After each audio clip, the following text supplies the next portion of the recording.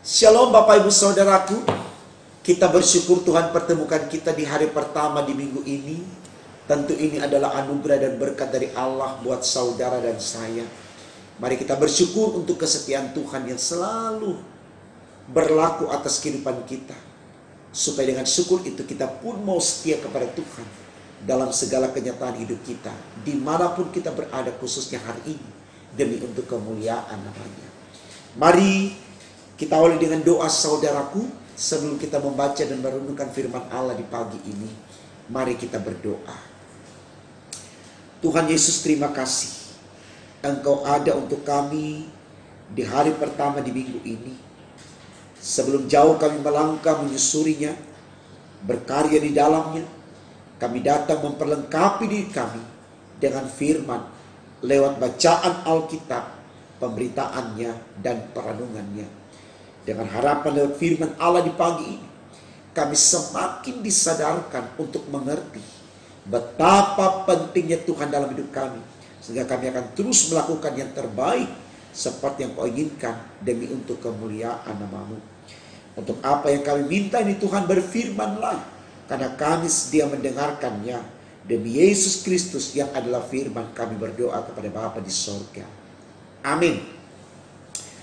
Saudaraku, bacaan Alkitab kita di Senin pagi ini terambil dari kitab 2 Raja-Raja 8 ayat 1 hingga 6. Bagian Alkitab ini dibacakan demikian. Raja menolong perempuan Sunem. Elisa telah berbicara kepada perempuan yang anaknya dihidupkannya kembali.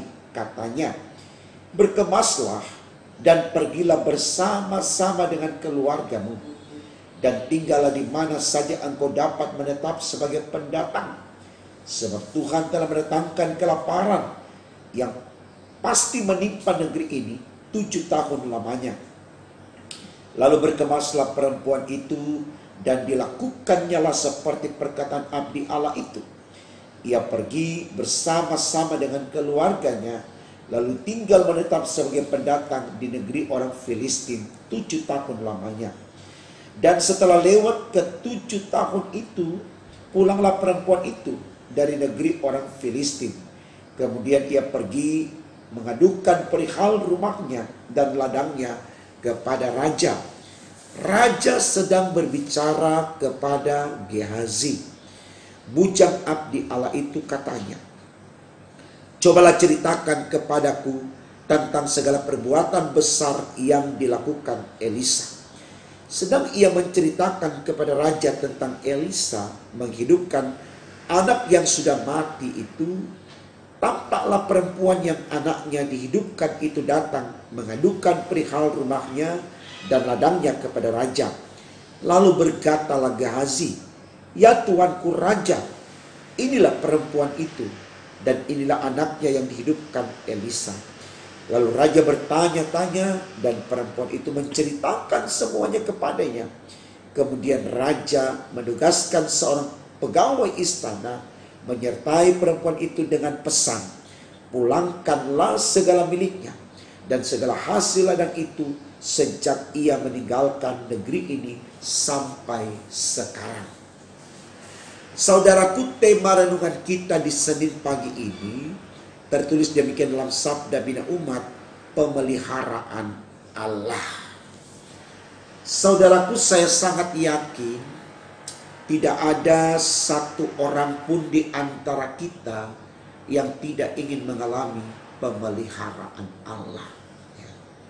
Kalau ditanya kenapa demikian, maka jawabannya adalah karena di situasi atau di saat kita mengalami pemeliharaan Allah, maka itu berarti kita akan merasakan ketenangan, kenyamanan, kedamaian, sukacita, kebahagiaan. Artinya dalam pemeliharaan Allah yang akan kita rasakan adalah hal-hal yang menyenangkan, hal-hal yang membahagiakan. Nah, itulah alasan kenapa kemudian tidak ada satu orang pun yang tidak menginginkan mengalami pemeliharaan Allah, ya. Nah, itu yang mau disoroti dalam tema khotbah kita, yaitu pemeliharaan Allah, ya. Nah, Saudaraku, tentu ini baik untuk kita renungkan.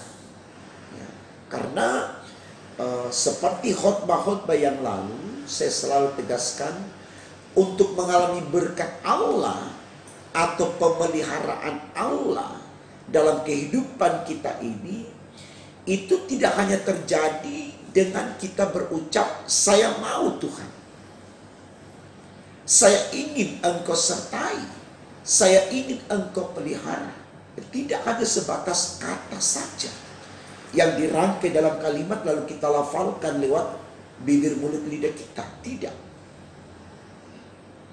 Tetapi untuk mengalami pemeliharaan Allah harus ada semangat dari diri kita, respon positif dan imani dari diri kita atas firman Allah, untuk kita bawa ke dalam realitas hidup kita. Artinya kita harus mengikuti kata-kata Tuhan. Ya. Nah, ini mengikuti kata-kata Tuhan, saudaraku, bukan sesuatu yang mudah. Kalau kita berbicara tentang 10 hukum Taurat, berarti ada 10 item yang harus kita perhatikan.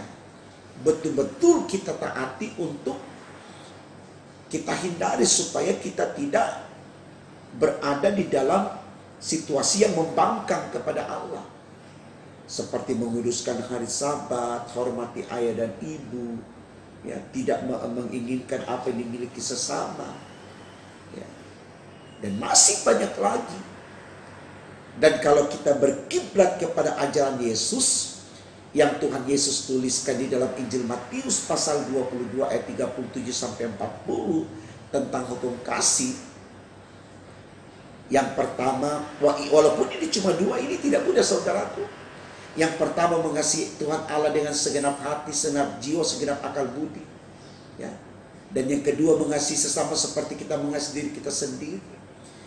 Kenapa tidak sulit? Kenapa ini tidak mudah? Karena dari kedua hukum ini tergantung seluruh hukum Taurat kembali kepada 10 hal yang disebutkan itu tadi. Walaupun tinggal dikemas dengan 2 bagian, tapi tidak berarti hal-hal yang diuraikan di hukum Taurat itu kita tidak lihat lagi. Tidak, saudaraku. Karena hukum kasih ini menyempurnakan hukum Taurat. Artinya hukum Taurat itu bukan dihapus, hanya dilengkapi, disempurnakan oleh Yesus.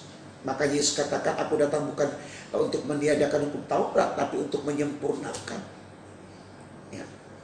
Di mana hukum pertama yang diajarkan Yesus itu berhubungan dengan hukum Taurat yang poin 1 sampai 4. Dan hukum yang kedua berbicara tentang hukum yang ke-5 sampai ke-10. Jadi tidak bisa kita pisahkan dari kedua hal ini. Ya. Dan ini tidak mudah. Kalau kemudian manusia selalu berbicara tentang dirinya dan kepentingannya, kita akan selalu membelokkan apa yang diperintahkan Tuhan di dalam kehidupan kita. Artinya kita tidak akan melakukan kehendak Allah dalam hidup kita. Jadi saudaraku, sekali lagi, untuk mengalami pemeliharaan Allah tidak lain dan tidak bukan hanya kalau kita betul-betul taat melakukan apa yang diperintahkan oleh Allah. Bukan apa yang diarahkan oleh kekuatan intelektual kita, oleh jiwa kita, oleh perasaan kita, oleh hati kita, bukan. Tapi oleh firman Allah. Kenapa firman Allah, saudaraku? Ya. Karena firman Allah itu datang dari Allah. Makanya Daud dalam Mazmur 119 ayat 105, dia katakan, firman-Mu itu pelita bagi kakiku dan terang bagi jalanku. Dia betul-betul hidup dalam keyakinan bahwa hanya firman yang bisa menuntun dia, mengarahkan dia untuk mengalami kasih karunia Allah atau pemeliharaan Allah, seperti yang tertulis di tema khotbah kita, pemeliharaan Allah. Karena sekali lagi saudaraku, saya katakan firman Allah ini adalah wujud hadirnya Allah, atau firman Allah ini adalah Allah itu sendiri. Kita bisa lihat dalam Yohanes 1 ayat pertama dikatakan di sana, pada mulanya adalah firman. Firman itu bersama-sama dengan Allah. Dan firman itu adalah Allah. Ya. Ini penegasan yang tidak bisa kita bantah, tidak bisa kita tolak, saudara. Jadi sekali lagi, untuk mengalami pemeliharaan Allah, atau kasih karunia Allah, atau berkat Allah, itu tidak hanya sebatas ucapan saya mau, tapi harus kita nyatakan dalam tindakan nyata kita. Ya. Karena iman itu harus disertai dengan perbuatan. Yakobus 2:17, iman tanpa perbuatan bagaikan mati. Artinya tidak ada gunanya. Kata mati identik dengan sesuatu yang tidak hidup, tidak bergerak, tidak bisa melakukan apapun. Dia kaku, dia beku, dia bisu. Ya. Jadi sekali lagi, kita harus pahami ini, saudaraku, supaya kita selalu membuka diri untuk menerima firman dan melakukan seperti apa yang dikehendaki oleh firman. Nah, ini saudaraku yang dialami oleh seorang perempuan yang anaknya telah dihidupkan oleh Elisa lewat kuasa Allah. Dia mengikuti semua petunjuk Elisa yang diperintahkan Tuhan untuk disampaikan kepada perempuan ini. Dan perempuan ini mengikuti semua apa yang disampaikan Elisa, abdi Allah itu, atau hamba Tuhan itu, dengan yakin pesan ini datang dari Tuhan, sehingga tidak perlu perempuan ini tolak. Walaupun berat hatinya untuk meninggalkan kampung halamannya, kampung leluhurnya, tempat di mana dia dilahirkan bersama kakek nenek dan orang tuanya, lalu disuruh pergi ke tanah asing atau daerah asing, menjadi pendatang yang dia pun tidak tahu apakah di sana dia diterima atau tidak, apakah dia akan mendapatkan penghidupan yang layak atau tidak. Tapi karena Tuhan yang perintahkan, dia harus pergi. Dia tidak harus membantah Tuhan. Ini sulit, saudaraku. Kalau seketika kemudian dikatakan akan terjadi bencana atau apapun dalam daerah kita atau kampung halaman kita, lalu kita disuruh pergi meninggalkan, kita katakan, biar saja saya mati di sini saja, ini tanah leluhurku, ini kampungku, saya tidak mau mati di tanah orang. Jadi artinya kita membantah petunjuk Tuhan. Kita mau berbicara menurut keinginan kita, idealisme kita, ya. Kita berbicara tentang kekuatan intelektual kita. Kita membantah firman Allah. Sekali lagi perempuan Sunam ini, saudaraku, dia tidak menolak perkataan daripada Elisa, ya, karena dia tahu itu datang dari Allah. Dan apa yang terjadi, saudara?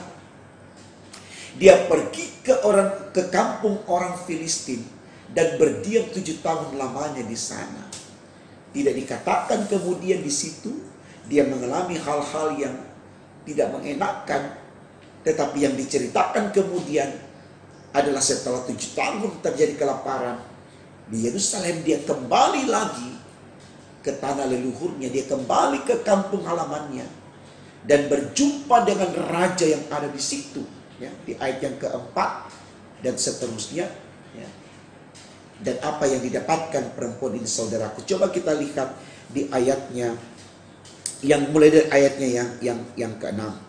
Lalu raja bertanya-tanya dan perempuan itu menceritakan semuanya kepadanya. Kemudian raja menugaskan seorang pegawai istana untuk menyertai perempuan itu dengan pesan, pulangkanlah segala miliknya dan segala hasil ladang itu sejak ia meninggalkan negeri ini sampai sekarang. Bayangkan, dia tidak pernah mengolah lahannya itu, ladangnya itu. Dia tidak pernah menjaga rumahnya. Dia tidak pernah tahu seperti apa yang terjadi di kampungnya atau di daerahnya. Tapi raja, oleh karena kemurahan sayang Tuhan, karena perempuan senang ini mengikuti perintah Tuhan, dia mendapatkan sesuatu yang menjadi miliknya. Bahkan dikatakan Kalau dibilang sini hasil ladangnya berarti ya lebih dari apa yang dia miliki. Kalau dia tinggalkan ladangnya dalam keadaan kosong kering, mungkin pada waktu kekeringan ditanami apa dan seterusnya, hasilnya diberikan kepada dia. Artinya lebih yang didapatkan karena ketaatannya kepada Allah, mengikuti perkataan Allah lewat seorang abdi Tuhan, yaitu Elisa.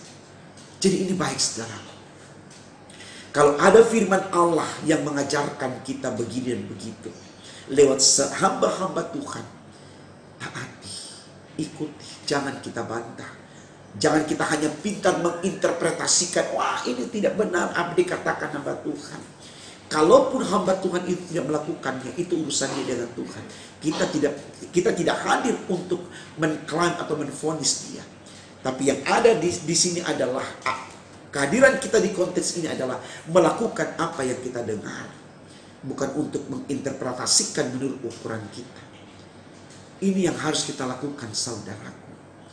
Tidak membantah firman Allah, tidak mencampakkan firman Allah, tidak mengabaikan firman Allah.